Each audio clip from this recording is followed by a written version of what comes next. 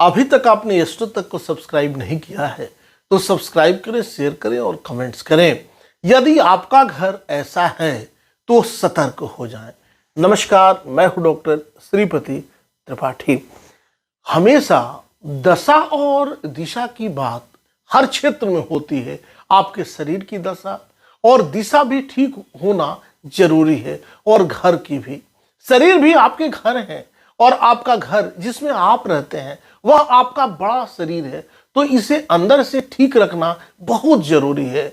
घर के अंदर का वास्तु कैसा हो यह जानना बेहद जरूरी है। यदि वास्तु खराब है तो प्रगति रुक जाएगी, गृह कलह बढ़ जाएगा, बीमारी पीछे लग जाएगी या शांति और खुशहाली नष्ट हो जाएगी। दिशा सही नहीं हो तो दशा भी सही नहीं। वैसे दिशाएं 10 होती हैं, लेकिन एक 11वीं दिशा भी होती है जिसे मध्य में माना जा सकता है। अर्थात आप जहां खड़े हैं ये 11 दिशाएं, ईशान, पूर्व, आग्नेय, दक्षिण, नैऋत्य, पश्चिम, वायव्य और उत्तर। इसके अलावा 3 दिशाएं ऊपर, नीचे और मध्य में। यदि आपके घर की दिशा पूर्व, अग्निकोण, दक्षिण और नैऋत्य में से कोई एक है तो आपको इसके उपाय करने होंगे। पूर्व और अग्निय मुखी मकान के वास्तु दोष को थोड़े बहुत उपाय करके मिटाया जा सकता है, इसे ठीक किया जा सकता है। लेकिन यदि दक्षिण और नैऋत्य मुखी मकान है तो उसे त्यागने में ही भलाई है। दक्षिण भाग सीढ़ी, ओवरहेड टंकी, अलमारी आदि से वजनदार बनाए।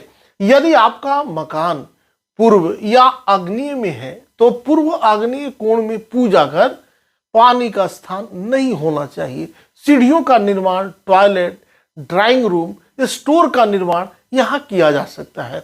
इसके अलावा इस दिशा में जनरेटर, बिजली का खंभा या बिजली के मीटर इत्यादि लगाए जा सकते हैं। जिस घर का खराब है मध्य भाग, उस घर की दिशाओं में सबसे आखिरी और बेहद महत्वपूर्ण दिशा है घर की मध्य दिशा। यह दिशा घर के बिल्कुल बीचों बीच होने के कारण घर की हर दिशा से जुड़ी होती है। इसीलिए किसी भी दिशा का नकारात्मक प्रभाव इस दिशा पर होना आम बात है। मध्य भाग खराब है तो ब्रह्मा का यह स्थान केतु का स्थान बन जाता है। बहुत से घरों में देखा गया है कि बीच में गड्ढा होता है। हो सकता है कि घर के बीचों बीच कोई खंभा गड़ा हो, टॉयलेट या वॉशरूम बना हो या किसी भी प्रकार का भारी सामान रखा हो। अक्सर लोग यदि 15 बाई 50 या 20 बाई 60 का मकान बनाते हैं तो उसके बीचों बीच लेट बाथ बना लेते हैं। इस स्थान पर भारी सामान रखना या निर्माण करना भी गलत है। यह स्थान ईशान की तरह खाली होना चाहिए। ऐसे घरों में कुछ न कुछ घटनाक्रम चलते ही रहते हैं। बीमारी, दुख पीछे लगे ही रहते हैं, या घर के सदस्यों के दिमाग में शांति नहीं रहती है।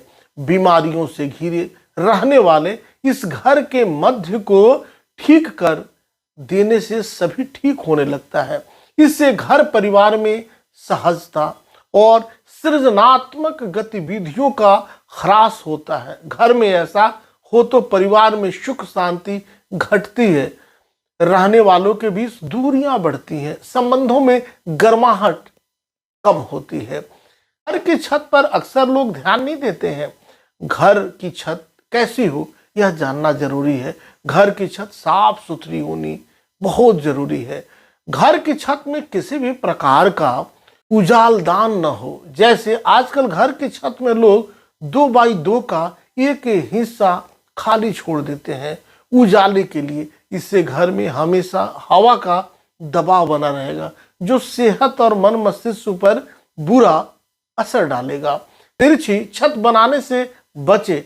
छत के निर्माण में इस बात का ध्यान रखें कि वह तिरछी डिजाइन वाली ना हो। इससे डिप्रेशन और स्वास्थ्य संबंधित अन्य समस्याएं उत्पन्न होने लगती हैं।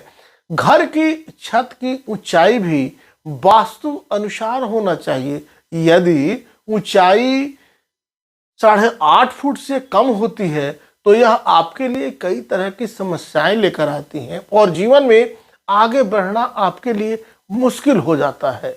घर यदि छोटा है तो छत की ऊंचाई कम से कम 10 से 12 फुट तक होनी चाहिए। इससे ज़्यादा ऊंची रखने के लिए वास्तुशास्त्री से संपर्क करना चाहिए। घर की छत पर किसी भी प्रकार की गंदगी न करें। यहाँ किसी भी प्रकार के बांस या फालतू सामान भी न रखें। जिन लोगों के घरों की छत पर अनुपयोगी सामान रखा होता है वहाँ नकारात्मक शक्तियाँ अधिक सक्रिय होती हैं। उस घर में रहने वाले लोगों के विचार नकारात्मक होते हैं। परिवार में भी मनमुटाव की स्थितियां निर्मित होती हैं। घर की छत पर रखा पानी का टैंक किस दिशा में हो यह जानना बेहद जरूरी है। उत्तर पूर्व दिशा पानी का टैंक रखने के लिए उचित नहीं है। इससे तनाव बढ़ता है और पढ़ने लिखने में बच्चों का मन नहीं लगता है।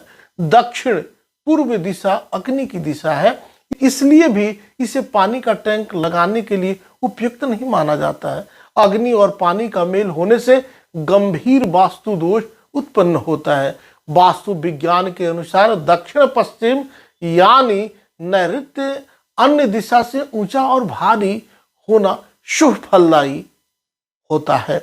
अभी तक आपने इस चैनल को सब्सक्राइब नहीं किया है तो सब्सक्राइब करें, शेयर करें और ज़्यादा से ज़्यादा कमेंट्स करें।